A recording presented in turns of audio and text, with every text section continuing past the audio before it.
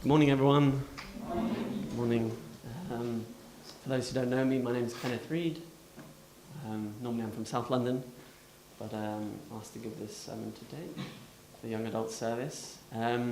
So for those who haven't been to the young adult service for the last few months, we've been running like a series of sermons on communication. So this is the last one on communication. And so my talk is called On Listening. So I thought I'll give a quick recap actually of the last two, just for those who weren't here, or maybe those who don't remember. So the first one we had was in September, I think, by David Earl. And he kind of talks about how we approach communication. What do we bring with us? Kind of like our thoughts, maybe our position, maybe previous experiences. Kind of just to be aware of what we bring with us into conversation and what other people bring. Maybe how sometimes we put people into a box sometimes. We think, oh, they're like this, they're this kind of person, they're a leader, or they're my boss, and we kind of put them into a box before we even start communication with them. So he was definitely encouraging us not to put people in boxes.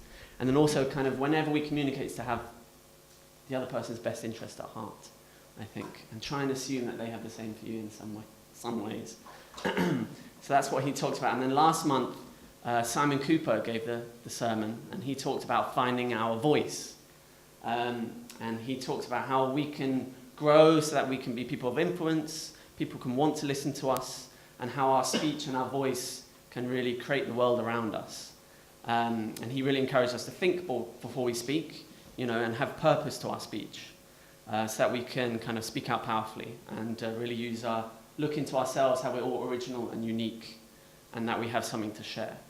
And he spoke on a few other things. So anyway, I was thinking, okay, what can I talk about? So I kind of like the progression that's been going so far. And I felt the next natural step was kind of to talk about listening. I think it's such an important part of communication. And so I called it On Listening because it's just my thoughts on listening. I kind of sat down, I thought about listening. I went and read a few bit of the Bible, 3 books I looked at. It's the Bible, I looked at a book by Jonathan Rabbi Sachs, and a book by a psychotherapist, and kind of looking at listening. And I'm not looking at techniques, I might mention them briefly, but I kind of just wanted to frame my thoughts around listening. And I kind of, when I was thinking about it, I broke it down into kind of 3 sections of listening. And I first thought, okay, first is listening to others. I think that's the most obvious. But then I thought about listening to myself. What does that mean? And then also to my conscience. I think that's kind of separate from myself in some ways. So this is going to be quite a short talk. I think I wanted to keep it short and sweet. And we always also, at Young Adult Service, we encourage a bit of discussion afterwards. There'll be a bit of 5 minutes kind of discussion at the end. So I want to start actually with the conscience. I think it kind of connects to the other ones. And I say the conscience because honestly, I don't think I know much about God. And many people think that God and the conscience are kind of related in some way. Maybe your conscience is God kind of speaking to you, maybe not. I don't know the answer to that question. But I'm just going to use that word, conscience, maybe interchangeably with God. Because I feel that kind of voice is something that is guiding us and can guide us. And so I looked into, firstly actually, the Bible. And I looked into the Old Testament while reading Rabbi Sachs's book, and I went into Deuteronomy, which is where Moses has led the people out of Egypt, and he's talking to them, and he's got his speeches and sermons before they enter Canaan. And the interesting thing about it, there's one quote in Deuteronomy 7:12. He says, "Then it shall come to pass, because you listen to these judgments and do them, that the Lord your God will keep with you the covenant and the mercy which he swore to your fathers." So this is God's covenant to the Jewish people. And the part I want to look at is, it says, "Then it shall come to pass because you listen to these judgments." And so focusing on this word listen, I think is an interesting thing, because that word has obviously been translated from Hebrew. And apparently that word for listen, there's no direct translation from Hebrew. Everyone loves to bring this up when you talk about the Bible. You're like, but the translation, So actually I looked into that, and I actually looked up the Jewish word, which is, I looked into the Bible and looked into the Hebrew one, and I found it's kind of the word shema or something. It's a verb, to listen. And it can be translated many, many ways. And I looked then also into all the many recent English translations, the New International Version, King James, New King James, and a bunch of others, like looked in 6 or 7. And they all actually use slightly different words for that listen. And many, like the King James says, if you hearken, or some of them say if you obey these laws, or if you pay attention, or if you heed, or if you hear, or if you understand. Like it's all different words. And the Hebrew word, apparently, it's all of those together, though. It's kind of like to listen, to hear, to understand, to acknowledge, to respect, to obey, kind of all in one, but kind of really to understand, I think, is kind of where it's trying to get the main point is. And throughout Deuteronomy, that word is used over 90 times, about listening to God, basically, and listening to his commandment. I'll just use the word listen. And so it's interesting, I think through that, and what Moses was really trying to tell the people is that God wants us to listen, right? Not just in the way that we obey him, but listen in the original Hebrew sense, that we reflect and we seek to understand and we kind of internalize and respond in a way, have that dialogue with him. And so he really wants us to listen and not just follow. So that's quite an interesting point, I think. Especially, we have the word obedience a lot thrown around, especially in our translations of different things. I went into pledge number 8 and I actually looked up the Korean translation of obedience, and it is obey. It's not a mistranslation, it's just obey. But when I see the word obedience, then I think now of this Hebrew verb, right? I'm really trying to dig deeper, because I don't believe that God wants us to blindly obey him. But to really think deeper is to reflect and understand, internalize, and respond is a nice kind of way of thinking about it. Okay, I want to be part of that conversation when I listen to him. And so Jonathan Sacks had a very nice quote. He said, "To listen to God is to be open to God." Right?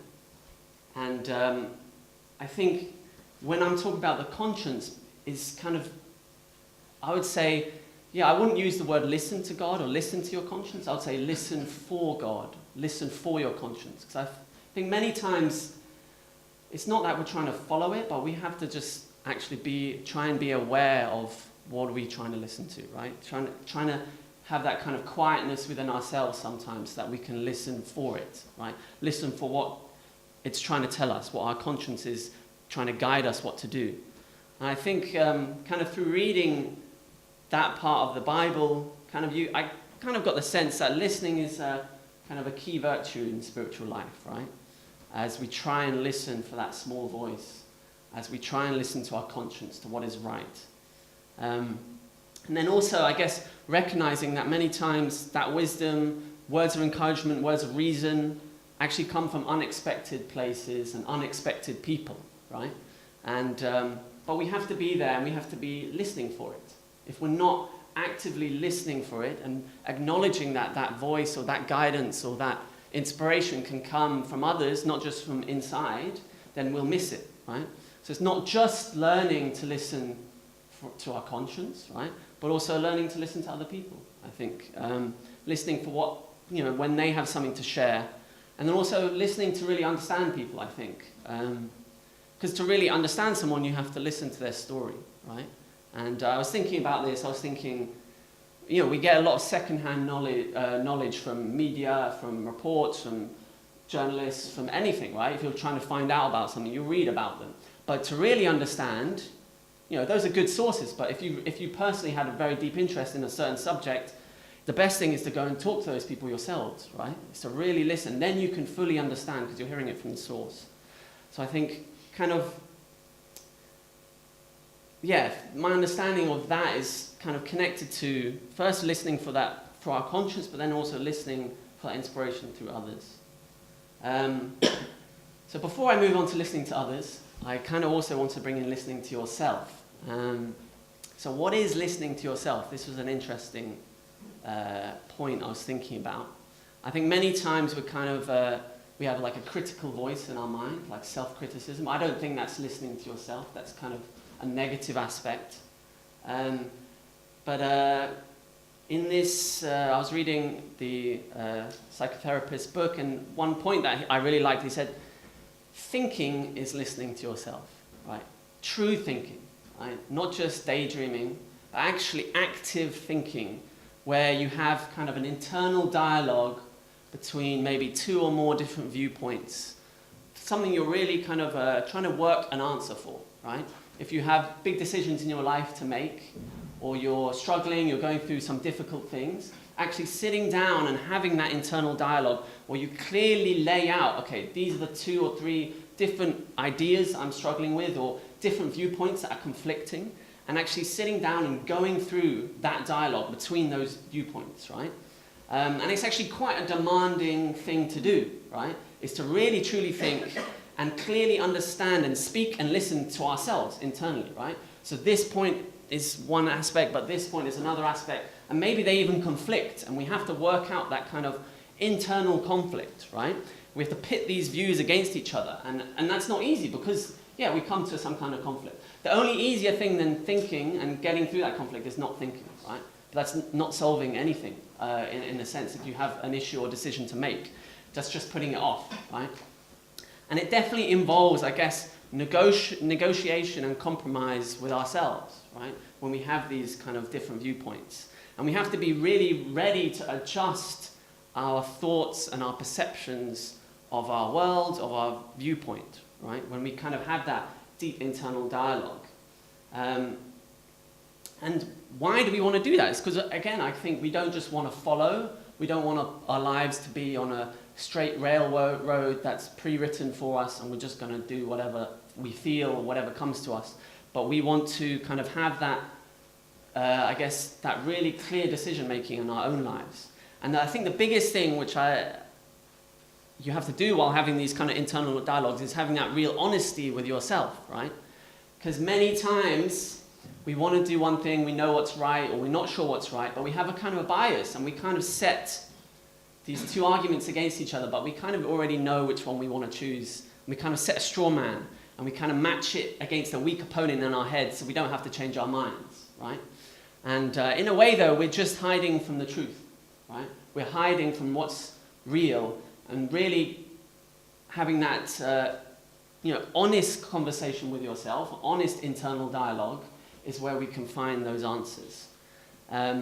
And obviously, many times, though, that's really not easy to have that kind of, especially on big decisions, to have that kind of honest internal dialogue. And then, many times, what's best if you can't resolve it on your own? You talk, and someone else listens, right? So a listening person, in that sense, can even aid you in your own internal dialogue. They become a collaborator, and they can, you talk, and they just kind of reflect what you. Many times, they don't even need to say something, but it enables you to have that dialogue and verbalize what you've been thinking and feeling. So that moves on to listening to others, I guess. So going back to what I was kind of reflecting on when I was thinking about listening as a virtue of spiritual life, and also listening to the wisdom and inspiration of others, I was thinking, what is listening to others in that sense? And I think listening is kind of a deep form of respect to other people, right? If we can listen to them, we kind of affirm their humanity, and we affirm their significance as a person and their value. And it's a gift that we can give to people, right? If we really take that time to genuinely pay attention to what they have to say, what they're feeling, what they're going through, without offering advice or judgment or direction, just really concentrate on what they're saying, we really, I feel that's such a gift and a blessing that we can give to other people. Because many people don't have someone that they can really be open and honest to without just getting some kind of, oh yeah, you should do this, And that's kind of, in a way, that's not really listening when we're just trying to solve their problems for them. Many times people don't need that. They can solve it themselves. They need someone to reflect against them, right? So I think when we listen to others, I think it's really important, on these kind of topics and issues of people's lives and their emotions, is to really go into those kind of conversations without a preconceived point of view, right? If we go in with our own notion that we already know what they're going to talk about, and we already have our own opinion about them or what they should do, I don't think that's being genuine in our listening, right? There is techniques about active listening where you reflect what they say, but I don't want to go into that, but I think that's very valuable. And as we all know, there's many therapies based around listening, talking therapy, right? It's one person's talking, the other person's listening. So I think having someone there to explain kind of what's going on is an extremely valuable thing we can offer to others. So that's kind of my thoughts on listening. I think kind of going back to, especially around the conscience, I think that's something to really develop. We have to kind of take that time, to talk to ourselves, to be open and listening for God to speak to us or our conscience to speak to us.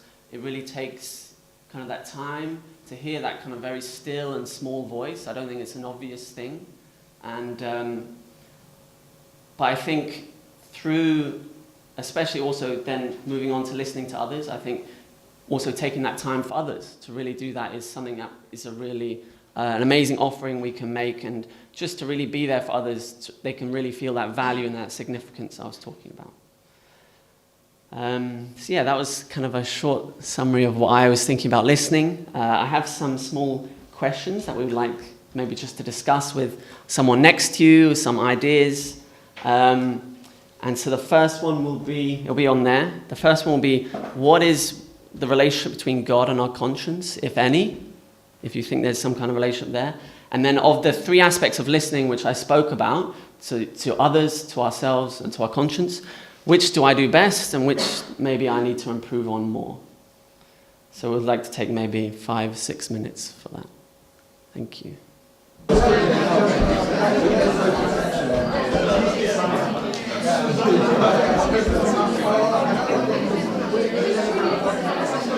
Okay, so that was a good 7.5 minutes. Hopefully you had some interesting conversation. So I just want to basically just wrap up and conclude, just a short conclusion. So hopefully anyway, if you have been attending the last few months, it's been useful for kind of thinking about communication. But maybe especially with this month, let's focus on our listening, right? On those, I guess, those three aspects I was talking about. Let's listen out. Maybe make that time for listening to ourselves. I guess really sitting down and really taking that time out of our day to think a bit deeper about what we're going through, kind of different viewpoints and maybe decisions we have to make, not just when we're on the go, on the commute, or when we're just, kind of just comes to us and we kind of ignore it, put it off for later. But let's take that time to do that. And then also let's, actively try and listen to others without that kind of preconceived idea or with the need to give them advice. But let's just reflect and listen and be there that we can really try and understand them deeper. And then finally listening out for that still, small voice of our conscience. Let's try and also be aware of that voice that can be from God or from others, that kind of inspiration that we might need this month. So thank you very much.